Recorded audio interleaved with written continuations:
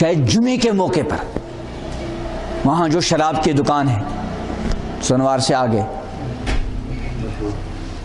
ان کا کہنا تھا کہ میرے ساتھ میری والدہ تھی، میری والدہ نے جب وہاں بھیڑ دیکھی تو آج کل چونکہ ریلیف کی تقسیم عام ہے، تو میری والدہ یہ کہنے لگی یہاں کیا ہے، کچھ ریلیف تقسیم ہو رہا ہے۔ وہاں ریلیف تقسیم ہوتا ہے، میں اپنی ماں کو کیا کہوں، وہ شراب کے لیے جمعے کے موقع پر لوگ جمع ہو رہے ہیں۔ شراب ام الخبائث، تو شراب کی حد شریعت نے کیا کی ہے، مقرر۔ اسی طرح حد قذف، کسی پر بدکاری کی تہمت لگانا، اگر وہ ثابت نہیں کر سکا پھر اس تہمت لگانے والے کو شریعت نے سزا مقرر کی 80 کوڑے۔ تو یہ 4 قسم کی حدیں ہیں، ان میں وقت کے پیغمبر کو بھی کمی بیشی کا کوئی اختیار نہیں۔ ایک موقع پر ایک خاتون نے چوری کی، ان کا نام تھا فاطمہ، اونچے خاندان کی تھی، ثابت ہو گیا، پیغمبر علیہ السلام نے ہاتھ کاٹنے کا حکم دے دیا۔ بڑے خاندان کی تھی، خاندان والے چاہتے تھے کہ اس کے ہاتھ نہ کاٹے جائیں، کوئی دوسری سزا مالی جرمانہ وغیرہ ہو، لیکن ہمت کسی کی نہیں ہوئی۔ ایک صحابی ہیں اسامہ ابن زید رضی اللہ تعالیٰ عنہ، حضرت زید ابن حارثہ پیغمبر علیہ السلام کے چہیتے صحابی، بلکہ آپ کے منہ بولے بیٹے تھے۔ شروع میں ان کا لمبا واقعہ اس وقت اس کو نہیں سنانا، زید بن محمد کے نام سے مشہور ہو گئے تھے، لیکن بعد میں جب آیت نازل ہو گئی جس میں اس بات کو کی ممانعت کی گئی کہ کسی کی ولدیت، جیسے دیتے ہیں نا وہ منگتا پنگتا، منگتے کا ایک مطلب ہے کہ آپ نے اس کو اپنی پرورش میں لے لیا، تو کسی کے بچے کی پرورش کرنا گناہ نہیں، لیکن جہاں تک اس کی ولدیت کو بدلنا یہ بہت بڑا گناہ ہے، ذات کا بدلنا بہت بڑا گناہ ہے۔ تو آیت نازل ہوئی، تو پیغمبر علیہ السلام کے چہیتے تھے، تو ان کے بیٹے حضرت اسامہ بن زید، ان کا لقب ہی تھا حب الرسول، پیغمبر علیہ السلام کے محبوب، تو اور کسی کی ہمت ہوئی نہیں۔ اسامہ بن زید سے لوگوں نے عرض کیا کہ آپ پیغمبر علیہ السلام چھوٹے بھی تھے اور پیغمبر علیہ السلام کے چہیتے تھے، تو پیغمبر علیہ السلام نے جب سنا تو بہت غضبناک ہو گئے اور فرمایا قسم کھا کر اگر فاطمہ بنت محمد بھی چوری کرتی تو قسم کھا کر ان کے بھی ہاتھ کاٹے جاتے۔ تو بہرحال غامدیہ اسلمی رضی اللہ تعالی عنہ، ان سے زنا کا صدور ہوا، اور میں نے بھی عرض کر لیا کہ یہ جو شریعت کی حدود ہیں، شریعت نے جو مخصوص گناہوں پر سزائیں متعین کی تھی، ضرورت تھی کہ امام الانبیاء حضرت محمد عربی علیہ السلام کی موجودگی میں ان سزاؤں کا نفاذ بھی ہوتا، عملاً وہ سزائیں دی جاتی، ضرورت تھی۔ اللہ تعالیٰ کے ایک تکوینی نظام کے تحت کچھ صحابہ یا کچھ صحابیہ سے اس طرح کے گناہ ہو گئے، جیسے میں نے ابھی فاطمہ مخزومیہ کا عرض کیا، ان سے چوری کا گناہ ہو گیا۔ اب وہ جو حد سرقہ، اس کا نفاذ پیغمبر علیہ السلام کی موجودگی میں ہوا، اور اس خاتون کے کیا کاٹے گئے، ہاتھ کاٹے گئے۔ اسی طرح شراب پینے پر بھی سزا لگی، تہمت لگانے پہ بھی سزا لگی۔ اسی طرح حد زنا، عجیب و غریب معاملہ تھا۔ غامدیہ اسلمی رضی اللہ تعالی عنہ، اللہ کے سوا کسی کو معلوم نہیں تھا کہ ان سے زنا ہو گیا، ان سے غلطی ہو گئی، ایمان تھا۔ جب یہ غلطی ہو گئی فوراً بارگاہ نبوی میں حاضر ہوئی اور عرض کیا اللہ کے رسول مجھ سے زنا ہو گیا، آپ مجھے پاک کر دیجئے۔ ہم تو طاق میں لگے رہتے ہیں، کسی کی ذرا سی غلطی مل گئی اس کو بڑا چڑھا کر پیش کرے، ذرا سے کسی کو بات کرتے دیکھا یار یہ بدکار، حالانکہ بات کرنا بہت بڑا جرم ہے، لیکن کسی کے متعلق بات کو بڑا چڑھا کر پیش کرنا یہ بہت بڑا جرم، بہت بڑا جرم۔ وہاں تو حکم یہ ہے ادرؤ الحدود بالشبہات، ذرا سے شبے کی بنیاد پر حد کو ٹال دو. اس لیے یا تو 4 گواہ موجود ہوں اور یا بدکاری کرنے والا خود اپنی بدکاری کا کیا کرے، اعتراف کرے، اقرار کرے. یہ صحابیہ حاضر ہوئی اور عرض کیا اللہ کے رسول مجھ سے ایسا ہو گیا. جب 4 گواہ ہوں اقرار کرے مجرم خود تو ایک مرتبہ اقرار کافی نہیں. پیغمبر علیہ السلام نے ان کو ہٹا دیا، ٹال دیا، وہ چلی گئی لیکن بے چینی کے ساتھ. کچھ دیر کے بعد پھر آئی، اے اللہ کے رسول مجھ سے زنا سرزد ہو گیا. پیغمبر علیہ السلام نے چہرے مبارک پھیر لیا اور کوشش کی کہ یہاں سے چلی جائے.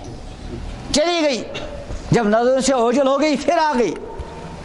4 مرتبہ اس نے بارگاہ نبوی میں صاف کھلے الفاظ میں اپنی غلطی کا کیا کر لیا، اقرار کا. اور یہ بھی کہا اے اللہ کے رسول میں اس گناہ کی وجہ سے حاملہ رہ گئی. آپ کوئی چارہ نہیں. جب ثبوت ہو گیا اب پیغمبر کو بھی کوئی اختیار نہیں رہتا. لیکن حاملہ تھی، پیغمبر علیہ السلام نے فرمایا ابھی تم حاملہ ہو، تمہاری غلطی ہے، بچے کی دوبارہ غلطی نہیں. جس بچے کا حمل رہ گیا اس کی کیا غلط گئی. کچھ مہینے کے بعد بچہ پیدا ہو گیا. یہ حضرت غامدیہ اس بچے کو لے کر بارگاہ نبوی میں پیش ہوئی، اپنے آپ کو پیش کیا، بلاوا کچھ نہیں، خود آئی. یہ خود کون ان کو لا رہا ہے؟ ایمان لا رہا ہے. اتنا مضبوط ایمان تھا. عرض کیا اللہ کے رسول یہ بچہ بھی پیدا ہو گیا، اب تو مجھے پاک کیجئے اور اللہ کا حکم مجھ پر نافذ کیجئے. آپ نے ارشاد فرمایا نہیں، ابھی تمہارا یہ بچہ جو ہے تمہارے دودھ کا کیا ہے، محتاج. چلی گئی. کچھ عرصے کے بعد اس حال میں آئی کہ اس بچے کے ہاتھ میں روٹی کا ٹکڑا تھا اور وہ اپنے منہ سے کھا رہا تھا. بارگاہ نبی میں عرض کیا اللہ کے رسول اب تو یہ میرے دودھ کا محتاج، اب یہ کھانے پینے کے لائق ہو گیا، اب تو مجھ پر اللہ تعالیٰ کا حکم نافذ کیجیے. اب پیغمبر علیہ السلام نے جو صحابہ کو حکم دیا اور اس صحابیہ کو کیا کر لیا گیا، رجم کر لیا گیا. تو یہ گناہ پر گناہ کرنے کے بعد اتنے بڑے اقدام پر، اس لیے صحابہ کے بارے میں ہمیشہ حسن ظن رکھنا چاہیے. اب بظاہر اس کا گناہ بہت بڑا ہے، گناہ کبیرہ ہے، لیکن ہمیں دیکھنا یہاں ہمیں اس گناہ کے بجائے وہ گناہ تو اپنی جگہ ہے، لیکن اس گناہ کے بعد جو توبہ، یعنی بار بار اپنے آپ کو گنہگار بنا کر پیش کرنا. اور وہ جانتی تھی صحابیہ کہ میرے لیے اس کی سزا کیا ہو سکتی ہے. ان کو معلوم تھا کہ مجھے سنسار کیا جائے گا، لیکن وہ آخرت کی سزا کے مقابلے میں دنیا کی سزا کو کیا سمجھتی تھی، ہلکی. تو بہرحال میں عرض کر رہا تھا، اللہ پاک فرماتے انیبو الی ربکم، واپس آ جاؤ اپنے پروردگار کی طرف، واسلموا لہ، اور اس کی اطاعت فرما برداری کرو، من قبل ان یاتیکم العذاب، اس سے پہلے کہ عذاب آ جائے، ثم لا تنصرون، پھر تمہاری مدد. اب دیکھو عذاب آ گیا نہیں. میں آج ایک بیمنا کے ایک دوست تھے، وہ گاڑی چلا رہے تھے، میں نے کہا کیا حال ہے، کچھ فرق آ گیا؟ کہا نہیں، بلکہ لوگ اللہ بچائے اور جری ہو گئے. انا للہ و انا الیہ راجعون. میں نے کہا مسجد کا کیا حال ہے؟ کہا پہلے سے کم نمازی. یہ بہت بڑی سخت دلی کی علامت ہے، بہت بڑی سنگ دلی کی علامت ہے کہ کوڑا کھانے کے بعد پھر بھی باز نہ آ جائے. یہ بہت بڑا سنگین معاملہ ہے، بہت بڑا سخت معاملہ ہے. مشہور تھا کہ لاتوں کے بھوت باتوں سے نہیں مانتے. اب تو لات بھی لگ گئی لیکن اس کے باوجود نہ مانے، پھر تو اللہ ہی بہتر جانتا ہے آئندہ کیا حال ہو سکتا ہے. اس کے بعد اللہ فرماتے ہیں وَاتَّبِعُوا، اتباع کرو، احسن ما انزل الیکم من ربکم، اس بہترین ہدایت کی، اس بہترین تعلیم کی جو تمہاری طرف کیا کی گئی؟ نازل، من قبل ان یاتیکم العذاب، اس سے پہلے کہ عذاب آ جائے، وانتم لا تشعرون، تم کو خبر بھی نہ رہے۔ میں آج یہ کل لال چوک سے چل رہا تھا، نہیں یہاں کرا نگر سے، بالکل چترا بازار چل رہا ہے، تو میں اپنے کسی ساتھی سے کل ہی کہہ رہا تھا، میں نے کہا سوچا بھی نہیں جا سکتا کہ کرا نگر جیسی جگہ میں اتنا بڑا سیلاب آ جاوے، سوچا بھی نہیں جا سکتا تھا، لیکن اللہ تعالیٰ کے حکم کے سامنے کس کی کیا چلتی۔ بہت سے لوگوں کو یہ تھا کہ ہم اپنی دوسری تیسری منزل پر رہیں گے۔ میں اکثر اس وقت موقع پر گزارش کیا کرتا تھا کہ یہ مت سمجھنا کہ ہم ذرا اونچائی پہ رہ رہے ہیں، اللہ تعالیٰ کے ہاں اونچائی اور نیچائی سب برابر ہیں۔ وہاں تو نوح علیہ السلام کے بیٹے نے کیا کہا تھا کہ میں تو بس پہاڑ کی چوٹی پہ پہنچ جاؤں گا اور وہاں سے بچوں گا، لیکن پیغمبر نے کیا کہا؟ قال لا عاصم اليوم من امر اللہ، اللہ کے حکم سے کوئی نہیں بچا پائے گا۔ اس لیے ہم کو سوچنا چاہیے یہ جو معاملہ ہوا اس میں دو طرح کے لوگ، ایک وہ جن پر کوڑا برسا، اللہ تعالیٰ بچائے، اور ایک وہ جن پر کوڑا نہیں برسا۔ دونوں کو سنبھلنے کی ضرورت ہے۔ جن پر کوڑا برسا ان کو تو سنبھلنا ہی چاہیے، لیکن جن پر کوڑا نہیں برسا، لیکن انہوں نے ان لوگوں کو اور علاقوں کو دیکھا جن علاقوں میں کوڑا برسا ہے، سبق حاصل کرنے کی ضرورت ہے، مجرمانہ زندگی سے باز آنے کی ضرورت ہے۔ ہمارے گناہ بے شمار ہیں اور ہر گناہ اللہ کی پکڑ کے لیے کیا ہے؟ کافی، لیکن چند گناہ جو بہت زیادہ ہو رہے ہیں، بڑے بڑے گناہ، ان میں اکثر گزارش کیا کرتا ہوں عمومی گناہ، بڑا گناہ بھی ایک ہے، عمومی گناہ ہے، بڑا گناہ ہے، بڑا گناہ لیکن عمومی نہیں۔ مثلا رشوت ستانی، اس وقت رشوت کا بازار کیا ہے؟ گرم ہے، لیکن یہ گناہ اگر اس مسجد میں 500 آدمی ہیں، امید ہے کہ ان 500 آدمیوں کی اکثریت ایسی ہوگی جو انشاءاللہ رشوت لینے والے نہیں ہوں گے۔ کچھ ہوں، اللہ بچائے، اللہ کرے کہ کوئی نہ ہو، لیکن امکان ہے کہ کچھ ہوں، لیکن اکثریت کے بارے میں ہم کو امید ہے کہ وہ انشاءاللہ رشوت لینے والے نہیں ہوں گے۔ سود خواری کا بدترین گناہ ہے، بدترین گناہ، ایسا بدترین گناہ کہ اللہ پاک نے صاف الفاظ میں سود خواری کے گناہ پر اعلان جنگ فرمایا ہے۔ فَإِن لَّمْ تَفْعَلُوا فَأْذَنُوا بِحَرْبٍ مِّنَ اللَّهِ، اگر باز نہ آ جاؤ تو اللہ کی طرف سے اعلان جنگ سن لو۔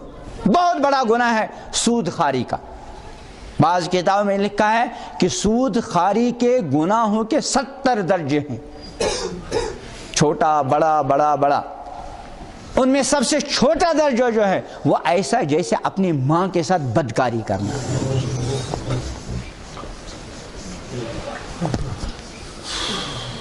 بہت بڑا گناہ ہے، لیکن اگر ہم اس جگہ دیکھیں گے، امید ہے انشاءاللہ اس سود خواری کے گناہ میں یہ جو سامنے جماعت بیٹھی ہے ان میں سے اکثریت مبتلا نہیں ہوگی۔ ہے بہت بڑا گناہ، لیکن ایک گناہ ایسا ہے، یہ جو سامنے بیٹھا ہوا مجمع ہے، ماشاءاللہ دینداروں کا مجمع ہے، لیکن اس گناہ سے شاید ہم میں سے کسی کا گھر بچا ہوگا، وہ گناہ ہے بے پردگی کا گناہ، بے پردگی کا گناہ۔ اور یہ بے پردگی کا گناہ صرف ایک گناہ نہیں، اس گھر کا گناہ نہیں، اس گھر کی ایک خاتون کا گناہ نہیں، بلکہ اس گناہ کی وجہ سے سینکڑوں دیندار لوگ پھسل جاتے ہیں۔ جب ایک بے پردہ لڑکی، ہماری بیٹی، ہماری بہن بے پردہ ہو کر فیشنی لباس استعمال کر کے گھر سے باہر نکلتی ہے، تو بڑے بڑے دیندار بعض مرتبہ پھسل جاتے ہیں، بڑے بڑے دیندار۔ اس لیے بے پردگی گناہ تقریباً 90% سے بھی زیادہ گھروں کے اندر ہو رہا ہے۔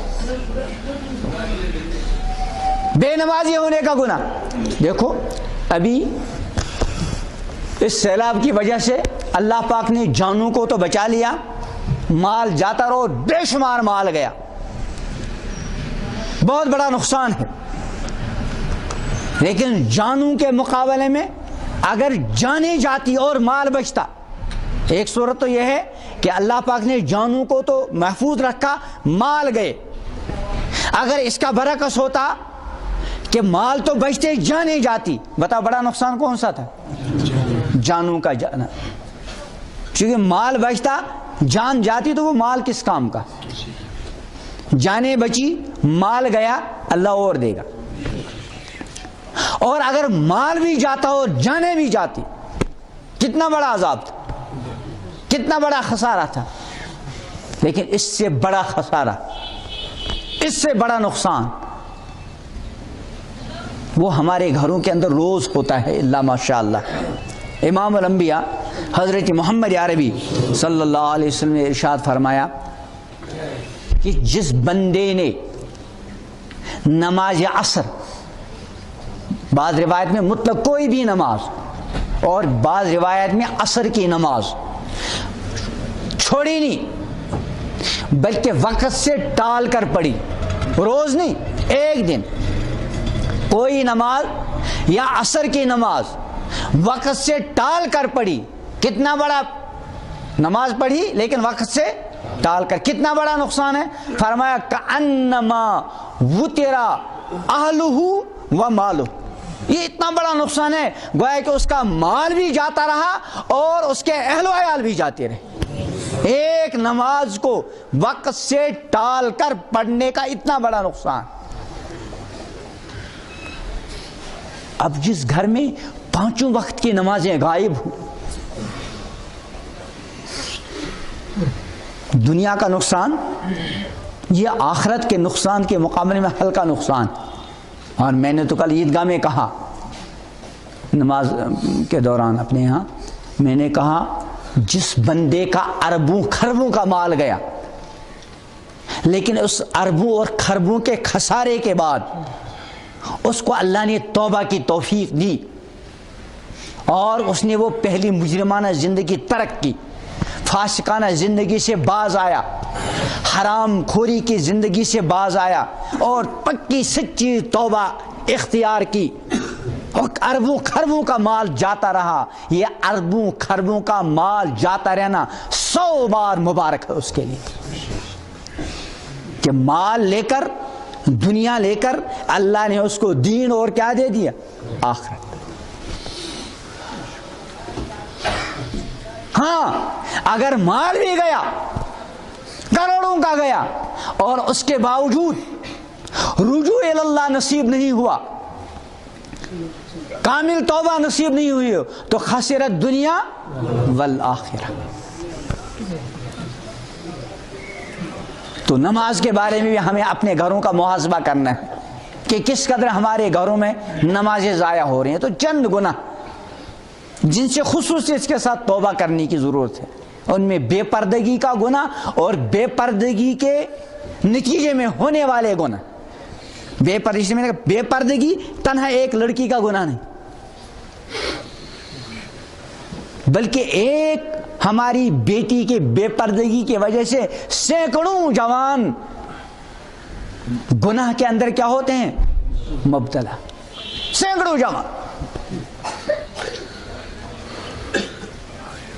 تو بے پردگی اور بے پردگی کے نتیجے میں ہونے والے گناہوں سے پکی سچی توبہ کرنے کی ضرورت ہے، پکی سچی توبہ۔ آنکھ کا گناہ ہو، زبان کا گناہ ہو، تعلقات کا گناہ ہو، موبائل کے اعتبار سے، کسی بھی اعتبار سے گناہ، ترک نماز کے گناہ سے توبہ۔ یاد رکھیں کھانے پینے کا مسئلہ کوئی ایسا مسئلہ نہیں، اللہ پاک کا وعدہ ہے وَمَا مِن دَابَّةٍ فی الارض الا علی اللہ رزقھا، اللہ کے ذمے، کروڑ پتی ہو کر بھی کھلائے گا اور بالکل محض نادار ہو اللہ جب بھی کھلائے گا۔ اللہ تعالیٰ اپنے بندوں کو کھلانے پلانے میں بندوں کی تجارت کا محتاج نہیں، بندوں کی فیکٹریوں کا محتاج نہیں، اس نے وعدہ کر رکھا ہے اور وہ کھلائے گا انشاءاللہ۔ اسی لیے امام الانبیاء حضرت محمد عربی صلی اللہ علیہ وسلم کو اللہ پاک نے ارشاد فرمایا لا تمدن عینیک الی ما متعنا بازواج منہم زہرۃ الحیات الدنیا لنفتنہم فیہ، کہ اے پیغمبر آپ اپنی مبارک نگاہیں اس مال و متاع کی طرف نہ اٹھائیں جو ہم نے ان دنیا والوں کو دی ہیں تاکہ ان کو آزمائیں۔ ورزق ربک خیر وابقی، تیرے رب کا رزق بہتر بھی اور ہمیشہ رہنے والا بھی ہے۔ آگے کیا فرمایا وَأْمُرْ أَهْلَكَ بِالصَّلَاةِ وَالزَّكَاةِ، اپنے اہل و عیال کو حکم دیجئے کس کا؟ نماز کا اور زکوٰۃ کا۔ وَاسْتَبِرْ عَلَيْهَا، خود بھی اس پر جمے رہی۔ تو ہم کو بھی، حالانکہ پیغمبر علیہ السلام وہاں تو نماز کا معاملہ یہ تھا، آپ نے خود ارشاد فرمایا جعلت قرۃ عینی فی الصلاۃ، میری آنکھوں کی ٹھنڈک کس میں کر دی گئی؟ نماز میں۔ اور پیغمبر علیہ السلام کے اہل و عیال میں آپ کی ازواج مطہرات، آپ کی صاحبزادیاں، ان سے کبھی ہم یہ تصور کر سکتے ہیں کہ وہ نماز میں سستیاں کریں علیہ باللہ؟ لیکن پھر بھی آپ کو کہا جا رہا ہے وَأْمُرْ أَهْلَكَ بِالصَّلَاةِ وَالزَّكَاةِ، اپنے اہل و عیال کو نماز اور زکوٰۃ کا حکم دیجئے۔ وَاسْتَبِرْ عَلَيْهَا، آپ بھی اس پر جمے رہیں۔ پیغمبر علیہ السلام تو جمے ہی تھے۔ لَا نَسْأَلُكَ رِزْقًا، آپ سے ہم رزق کمانا، نَحْنُ نَرْزُقُكَ، رزق ہم دی۔ تو اللہ نے ہم سب کے لیے رزق کی ذمہ داری لی ہے، اللہ رزق دینے میں ہماری تجارتوں کا محتاج نہیں۔ ہاں تلک الایام نداولها بین الناس، یہ معاملات بدلتے رہتے ہیں۔ کل کوئی ہاتھ اس پوزیشن میں تھا کہ وہ بہتوں کو دے سکتا تھا، آج اس پوزیشن میں ہے کہ ذرا ذرا سی ریلیف کے لیے دوسروں کے سامنے ہاتھ پھیلا رہا، اور اس امتحان میں وہ ناکام ہو گیا۔ جب تک وہ دینے کی پوزیشن میں تھا، اپنے مال کے ذریعے اپنی آخرت بنانے کی پوزیشن میں تھا، غفلت کے ساتھ زندگی بسر کرتا رہا، اب اس امتحان کے نتیجے میں تو وہ ناکام ہو گیا۔ اب اللہ پاک نے اس کو دوسرے امتحان میں ڈالا۔ وہ کون سا امتحان ہے؟ تنگی کا امتحان، غربت کا امتحان، مصیبت کا امتحان۔ کہیں ایسا نہ ہو کہ اس امتحان میں تو ناکام ہو گیا۔ دیکھو جب کوئی کسی امتحان میں ناکام ہو گیا، اب اس کو ایک اور موقع دیا گیا امتحان کا، بتا اب وہ پہلے سے زیادہ محنت کرے گا کہ نہیں کرے گا؟ تو جو مالدار لوگ تھے اللہ پاک نے ان کو مال کے امتحان میں مبتلا کیا تھا، اس مالداری کے امتحان میں ناکام ہو گئے۔ دو طرح کے لوگ تھے، سارے ناکام نہیں، جو اس سیلاب کی زد میں آ گئے، اگرچہ اکثریت ایسے مالداروں کی تھی کہ جو اپنے مال کے امتحان میں کیا ہو گئے تھے؟ ناکام۔ اللہ نے ان کا مال چھین لیا۔ اب اللہ پاک نے ان کو غربت کے امتحان میں ڈال دیا۔ اب ان کو چاہیے کہ اس دوسرے امتحان کو، اب یہ جو دوسرا موقع مل گیا اس میں ناکام نہ، اور بہت خطرہ رہتا ہے ناکام ہونے کا۔ ہمارے حضرت مفتی صاحب چند کئی دن سے جو توبہ کی مجلس ہیں اس میں جو واقعات سناتے رہتے ہیں، وہ تو پھر ناکامی والا مسئلہ بنتا ہے۔ اس لیے اپنی زبانوں کو بہت زیادہ سنبھالنے کی ضرورت ہے۔ تو کچھ لوگ وہ تھے جو اس امتحان میں ناکام ہو گئے، اب اللہ نے ان کو دوسرا موقع دے دیا غربت کے امتحان والا۔ اگر اس میں کامیاب ہو گئے تو چلو اللہ پاک نے آخرت بنا لی۔ اور ایک وہ لوگ جن کو اللہ نے مال دیا تھا وہ خوب خرچ کر رہے تھے، تو اللہ پاک نے ان کو مالداری کے امتحان میں کیا کر لیا؟ کامیاب۔ اب اللہ پاک نے ان کو دوسرا موقع دے دیا کہ مالداری کے امتحان میں تو تم پاس نکل گئے، لیکن کم پاس نکلتے ہیں۔ غربت کے امتحان میں پاس نکلنے والے بہت، لیکن مالداری کے امتحان میں پاس نکلنے والے بہت کم۔ یہ جو کروڑوں اربوں خربوں کا مال گیا نا، اگر تحقیق کرنے والے تحقیق کر لیں، اکثر اس مالداری کے امتحان میں ناکام تھے. یہ جو مکان ڈوب گئے ہزاروں کی تعداد میں، لوگوں کے خون چوس چوس کر مکان بن گئے. 10,000 کا ملازم 80 لاکھ 1 کروڑ کا اس کا مکان بنا. کہاں سے آئی یہ دولت؟ کسی خاص شخص کی طرف ہم کسی خاص شخص کے بارے میں بدظنی نہیں کر سکتے، لیکن عمومی بات، ایک 10,000 کا ملازم، 20,000 کا ملازم، 30,000 کا ملازم، 1 کروڑ کا مکان اور 1 کروڑ کی زمین آیا کہاں سے؟ لوگوں کا خون چوسا گیا. اپنے آپ کو ہم بری نہیں سمجھتے ہیں، ہمیں سارے کو یہ احساس رہنا چاہیے کہ اس سزا کے آنے میں یقیناً میرے گناہوں کا بھی دخل ہے. تو بہرحال ایک وہ مالدار جو مالداری کے امتحان میں ناکام ہو گئے، اب اللہ تعالیٰ نے ان کو غربت کے امتحان میں ڈالا. چاہیے کہ اس غربت کے امتحان کو غنیمت سمجھ کر اس موقع کو بھی ہاتھ سے نہ جانے دیں. اور دوسرے وہ خوش نصیب انسان جن کو اللہ پاک نے مالداری کے امتحان میں ڈالا تھا اور اللہ کے فضل سے وہ مالداری کے امتحان میں کامیاب ہوئے. 2 طریقے سے، ایک ہی کہ مال کمانے میں ہمیشہ احتیاط کا پہلو اختیار کیا، صرف مال سمیٹنے کو مقصد نہیں سمجھا، ہمیشہ حلال و حرام کے درمیان کیا رکھا؟ تمیز رکھی.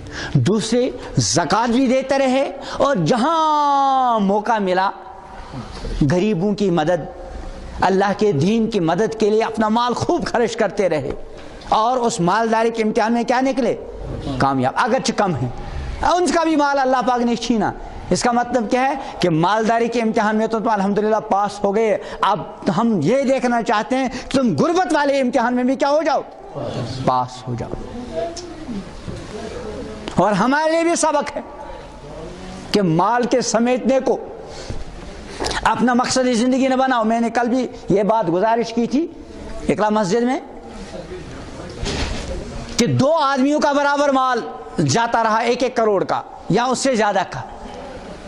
40 دونوں 30 سال سے مال کمانے میں لگ گئے اور 10 کروڑ 20 کروڑ مال اس کے پاس تھا، اس 20 کروڑوں کا اس کے فرق کیا تھا کہ ایک جو ہے اس مال کی کمائی میں حلال و حرام کی تمیز رکھتا رہا اور مکمل نمازوں کی پابندی کی، رمضان کے روزے رکھے، مالوں کی زکوٰۃ دی، حج کیا، قرآن کی تلاوت کی اور ضرورت کے مواقع پر خرچ کرتا رہا.